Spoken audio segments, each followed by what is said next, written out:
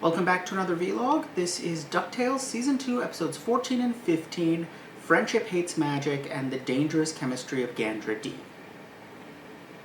So, jumping back in, where we left off, Friendship Hates Magic is obviously a Lena Webby episode.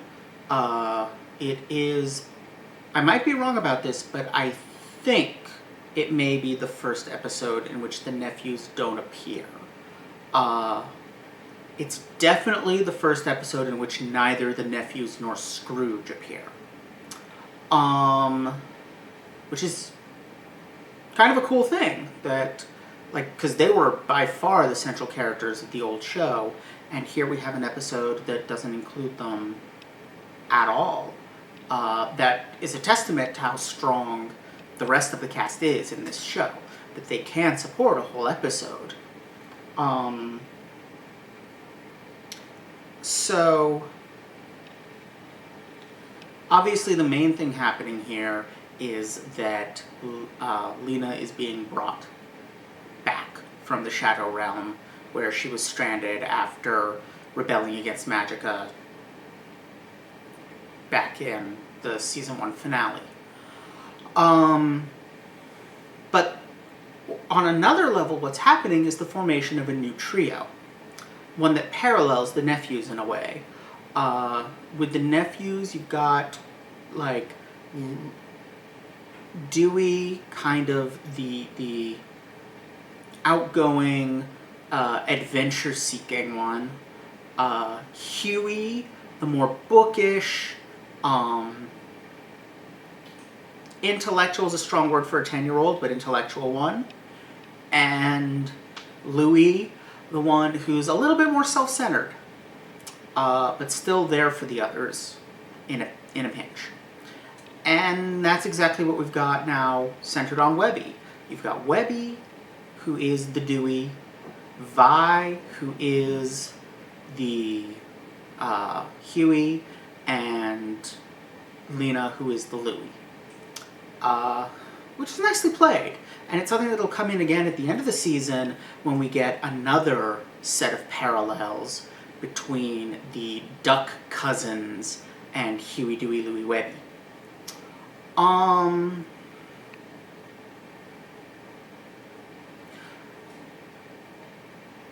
Now, the title is pretty obviously a little bit of a dig at My Little Pony Friendship is Magic,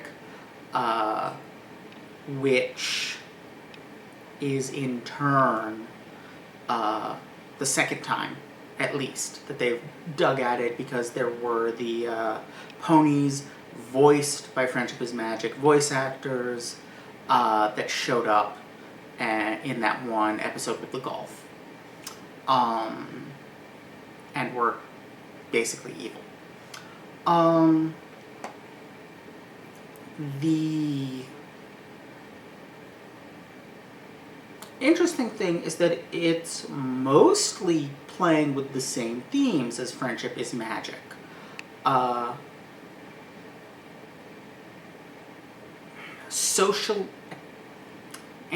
is a strong word, but non-optimal feelings and behaviors for getting along with other people get reified as menacing entities, which are then defeated and order restored by a symbol of friendship and people working together actually turning into a magical effect. That's pretty bog standard Friendship is Magic. So why the title? And the only thing I can think of is that Friendship is Magic was doing something relatively new in 2010 when it started. But it's 9 years later. And other shows have picked up the Friendship is Magic ball and run with it and gone to better places with it. Gone to more interesting places with it. And definitely The obvious one that comes to mind is Steven Universe, which is basically getting right everything that Friendship is Magic got wrong. And just taking it all to the next level. But in a way, DuckTales is too. It focuses on family rather than friendship, but it's mostly found family, which is friendship. So, I mean, it's very close friendship. So, in a way, sorry about that. The dig isn't a rejection of Friendship is Magic's values, it's saying, we're moving on from you. And that's really cool. I actually like that a lot, because it is a show I had high... Friendship is Magic, I mean, is a show I had high hopes for and was disappointed. Which is not to say it's a bad show, it just got in a rut. Whereas DuckTales is a show that I had hopes for, but was also apprehensive about. And it's blown my expectations out of the water. It is a better show than it has any right to be. I mention it to people that are interested in TV and media and not interested in animation or Disney. I still suggest to them that they check it out as the best case scenario for a reboot. That this is how it's done. Because it is. It simply is. It is the most successful reboot in terms of artistic success. Financially, it's done quite well too. But in terms of artistic success, it is the most successful reboot I've ever seen.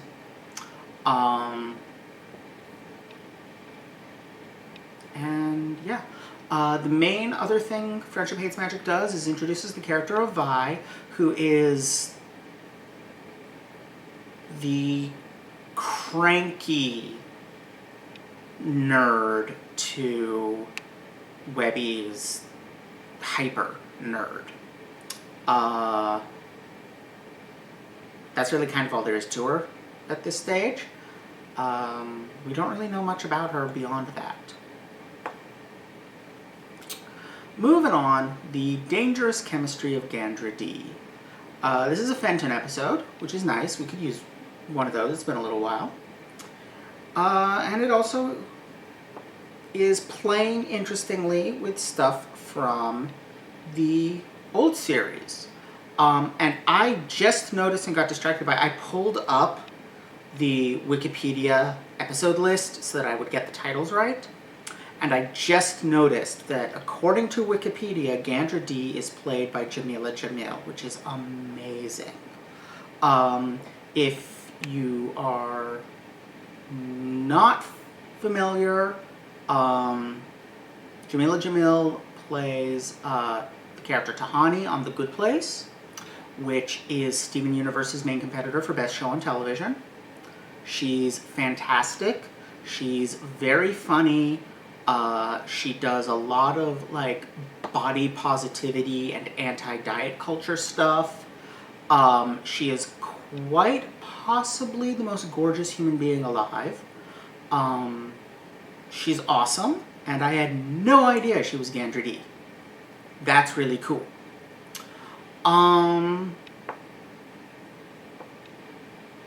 She does a pretty good American accent.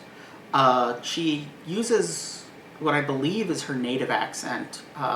She's British, and I believe that's her native accent that she uses as Tahani. It's very different from Gandra D. Anyway, this is something that every superhero whose powers come from an external source, and quite a lot of superheroes whose powers don't, tackles eventually. Is the secret identity able to be a hero on their own?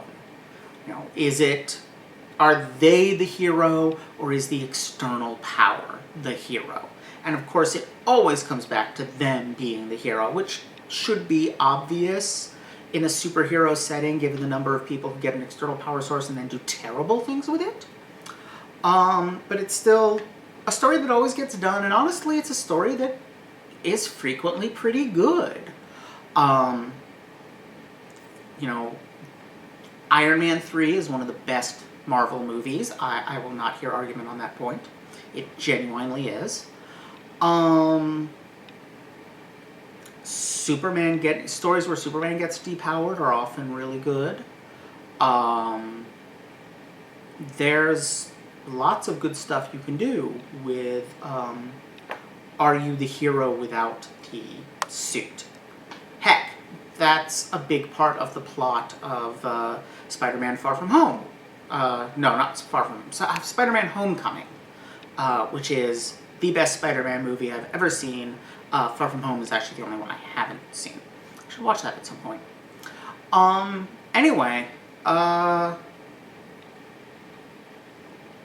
other thing it's doing is the classic, forbidden love between the hero and the enemy. The Batman Catwoman type thing, where they're on opposite sides and divided loyalties, but they really are into each other. Classic superhero stuff, to the point that there's not even all that much to say about it. The main point of interest is what they're doing with the old show, because Gandra D was in the old show. In the old show, Gandra D was a woman that Fenton had a crush on. She was an employee of McDuck's.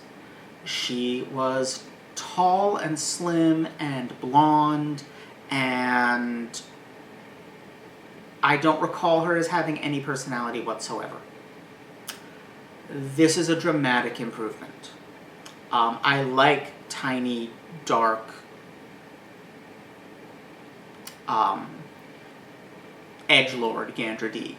And she kind of is. Her whole thing, my first time watching this, when she was doing the spiel of, I'm not tied to corporate masters or anything like that. I work independently, no rules, no limits, and I wanted to just throw in no funding, because science is a collaborative endeavor, and a very, very expensive one.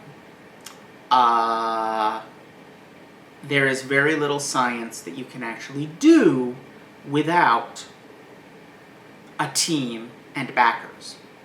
That is just unfortunately how it works. In fact, this is one of the issues with some anarcho-socialist approaches, where the idea is to basically break down into groups small enough to operate by consensus. A group small enough to operate by consensus is not a group that can do quantum mechanics. It just cannot possibly have the resources. Now, the question is it worth it? But it is a discussion I have had with people who are serious about quantum mechanics, but also interested in leftist type stuff. Anyway, my point is, of course she has a backer. And that backer, of course, turns out to be Mark Beeks, who remains probably the most interesting villain in the new show, just because he is so recognizable as the Silicon Valley douchebag.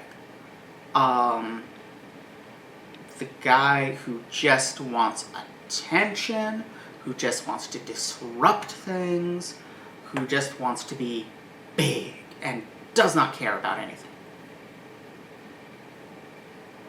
But I've talked about him before, so there's nothing really new to say on that front. So basically, this was a pretty good pair of episodes. Next time, which might be later this month, might be next month, next month I'm going to be talking about two really big episodes, one of which does some really interesting stuff in terms of interacting with past episodes, or past series, to the point that it kind of overshadows what they did in this episode.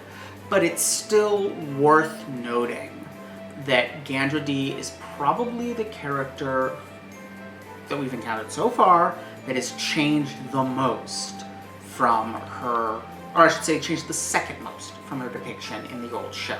I still don't think anything quite tops Webby. But yeah, that's about it. Thank you all for watching. Don't forget to like, comment, subscribe. Check out my Patreon for early access to vlogs, essays, let's plays, and more. And I'll see you all next time. Bye!